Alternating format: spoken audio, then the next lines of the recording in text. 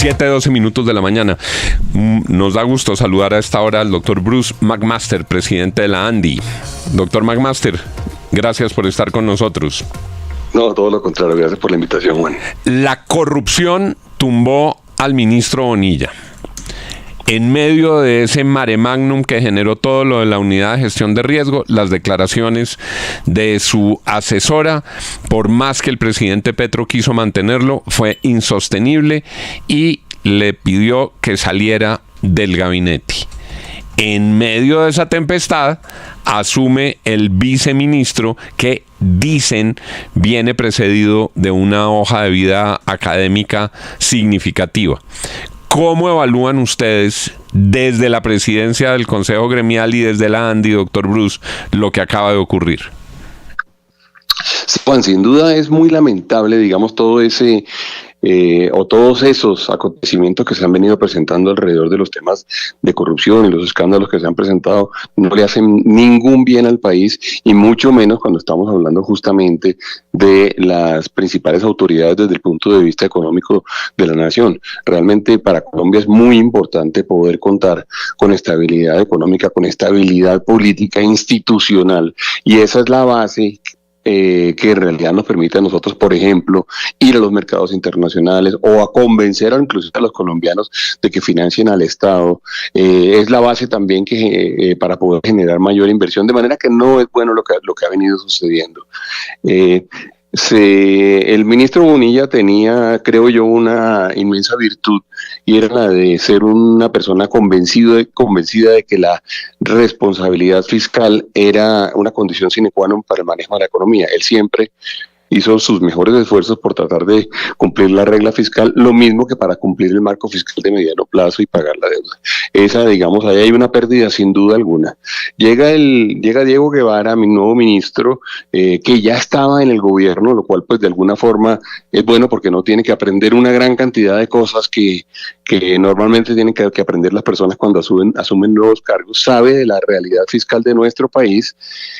Bueno, en este momento lo que yo diría procede es tratar de acompañarlo a él para que pueda hacer la mejor tarea posible, porque de la estabilidad fiscal del país, de la nación, dependen muchísimas otras cosas, y a todos nos conviene que efectivamente se puedan dar. Ahora, hay que hacer un llamado muy importante, o por lo menos 2 o 3 llamados diría yo. Uno es el de efectivamente buscar o pedirle que siga siendo, digamos, responsable en lo fiscal, que quizá, digamos, dé un paso adelante en términos de generar austeridad como política y como decisión política desde el Ministerio de Hacienda. Esa discusión de que vamos a tratar de tener un presupuesto que crece el 19% en el año 2023, otra vez el 19% en el año 2024. No tienen la plata, entonces les toca recortar, pero entonces recortan y dicen aumentémoslo el 10%. No logran el monto en el Congreso y dicen metemos una ley de financiamiento para lograr el monto. Esa discusión es una discusión que no es sana. Doctor Bruce, sí, adelante. Le quiero preguntar lo siguiente. Ayer había una gran angustia económica porque se veía a Ricardo Bonilla muy caído, y se veía muy caído porque el agua estaba llegando al cuello en este escándalo, porque a pesar de lo que usted dice de la responsabilidad con la que él manejó, por ejemplo, el pago de la deuda, se volvía insostenible el escándalo de corrupción. Será la fiscalía la que diga, y será la justicia la que diga cuál es la responsabilidad del ministro y si es culpable o no, y si se va a la cárcel o no, y nosotros no somos jueces. Pero ayer estaba la inminencia de la caída del ministro y el temor de algunos de que el presidente siguiera la línea de algunos nombramientos en los que ha puesto en los cargos activistas que no conocen el cargo, activistas del panfleto, agitadores populares, y que llegara alguien que dijera que no hay que pagar la deuda, que hay que acabar con la banca internacional, que lo que hay que hacer es cambiar la regla fiscal, y eso hoy no ocurrió. Y se nombró a una persona que parece seguir con un camino de responsabilidad económica. Yo por eso digo, hoy estamos mal, hay incertidumbre, es una tristeza que se haya caído por corrupción el ministro, se ha afectado la credibilidad de los mercados, pero estamos mejor que ayer porque no llegó el loco activista que algunos creían que el presidente iba a nombrar. Y no solo por eso, Juan, yo creo que también la situación, digamos, de posible interinidad genera muchas dudas en los mercados, que era un poquito la situación en la cual estábamos ayer, y era mucha gente como apostando y especulando alrededor de si el ministro sí seguía y no seguía, y si tenía capacidad de conversación con el Congreso, y si lo iban de alguna forma a estar cuestionando permanentemente, y eso también lo superamos. Entonces yo también coincido con usted en el sentido de que por lo menos superamos esa incertidumbre. Y también hoy en día sabemos que el ministro de Hacienda pues es una persona que sabe, digamos, dónde están las cuentas, que sabe cómo es el balance de la nación, y que lleva, digamos, trabajando en ese frente 2 años ya, un poco más de 2 años.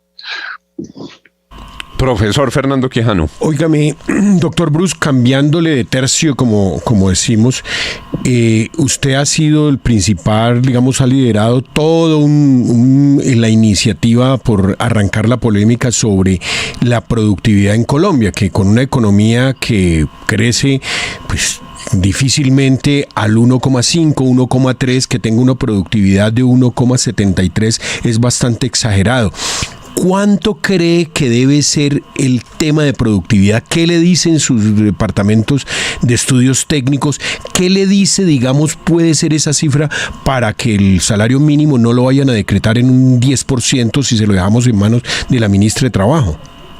Fernando, cuando nosotros decidimos levantar la alerta alrededor de esa cifra, no fue porque yo tuviera como una sensación o una intuición de que la cifra era distinta. Cuando decidimos levantar la alerta fue porque hablé y nos sentamos y hablamos con el director de Fedesarrollo, con el doctor Mejía, hablamos con el presidente de ANIF, con el doctor José Ignacio, y de alguna forma yo les preguntaba cómo les están dando ustedes las cifras, y llegamos todos a la conclusión de que las cifras que le daban a los 3 centros de pensamiento, la ANDE tiene un centro de estudios económicos también, como ustedes bien saben, eran cifras que eran significativamente menores. Le estoy hablando de cifras que son alrededor de la mitad de las que han sido publicadas, no solamente la de productividad total de los factores, sino también la de productividad del trabajo. Eso nos hizo y nosotros sabemos, digamos, que es un hecho casi inédito, pero eso nos hizo pedirle la revisión al DANE. Ahora, si llegamos a la conclusión de que esa es la cifra, pues la vamos a aceptar sin ningún miramiento. Si llegamos a la conclusión de que la cifra es distinta, pues la corrigen. Al final todo el mundo se puede equivocar. Y nosotros lo que queremos además es no solamente, digamos, como usted bien menciona, contar con cifras claras para poder tomar toda esa discusión de fundamento del salario mínimo, sino también porque nos importa mucho, digamos, que el DANE pues siga siendo, digamos, una entidad con credibilidad y una entidad a la cual todos podamos realmente, o en la cual todos podamos confiar, sí, en términos de su capacidad de producción de cifras, no solo para eso, William.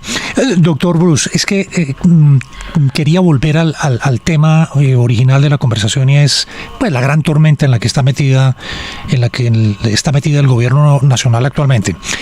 En su opinión, ¿se demoró el presidente Petro en pedirle la renuncia al ministro Bonilla?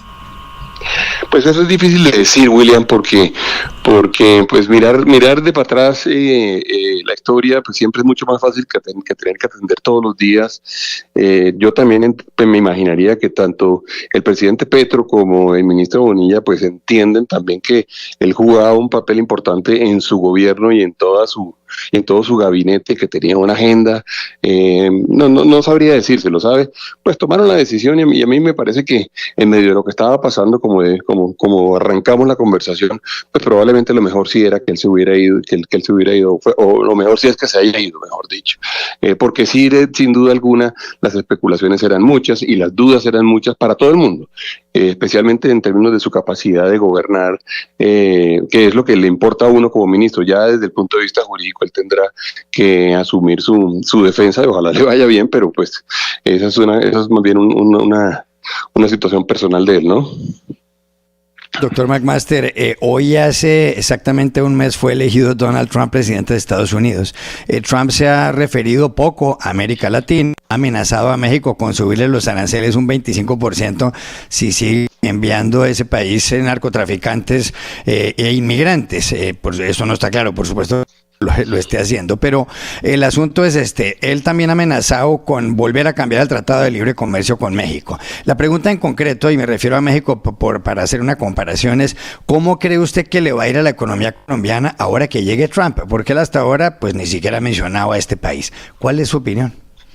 Juan Carlos, me alegra oírlo. Yo le diría lo siguiente, ese es un tema, digamos, de máxima importancia y tenemos que darle la máxima importancia. Yo inclusive he hecho varios llamados al gobierno, al presidente Gustavo Petro, para que nos tomemos en serio esa relación, porque por supuesto para Colombia es el principal socio en términos de compras y ventas, de importación y exportación, y es bueno, digamos, y es importante, por muy distantes que estén ellos en el espectro ideológico, que haya una relación que sea una relación funcional. Colombia tiene que estar atento a ello y Colombia tiene que hacer un esfuerzo, diría yo, muy especial en tratar de mantener una relación buena con los Estados Unidos. Es verdad que esos anuncios que ha hecho el presidente Trump no son, no son auspiciosos en términos de generarnos tranquilidad a los países latinoamericanos. Es verdad que México está particularmente preocupado, pero la verdad es que ya vimos cómo, por ejemplo, cuando él era presidente, que sacó la directiva presidencial 232 sobre el acero, terminó generando aranceles para todo el mundo, independientemente de que su discusión en ese momento fuera con Turquía y con China. Terminamos todos pagando aranceles del 20% adicionales para los productos del acero y los productos del aluminio. De manera que ya lo conocemos. Yo creo que hay que hacer un esfuerzo grande por tener la mejor relación comercial posible con los Estados Unidos. Dependemos mucho de Estados Unidos y yo creo que el gobierno va a tener que sentarse muy serenamente, muy maduramente, el gobierno colombiano, a buscar la mejor forma de tener la mejor relación con los Estados Unidos. 7:23 minutos. Le agradecemos al presidente de la ANDI, al doctor Bruce McMaster, que haya estado con nosotros. Gracias, doctor McMaster. No, gracias, Juan, por la invitación y a todos sus compañeros. 7:24. En la FM, las noticias como son. Lamy transforma elementos comunes en accesorios que reflejan un estilo de vida sofisticado con su amplia gama de modelos icónicos y ediciones especiales. Lamy es la marca de instrumentos de escritura con más premios de diseño en el mundo. Lamy, diseño hecho en Alemania. Con el Fondo Nacional del Ahorro, llegó la hora de cumplir la meta de tener casa propia. En la FM, son las 7:24. Las cesantías son más que un depósito anual. Son los ahorros de tu vida. El Fondo Nacional del Ahorro tiene un propósito claro: ayudarte a comprar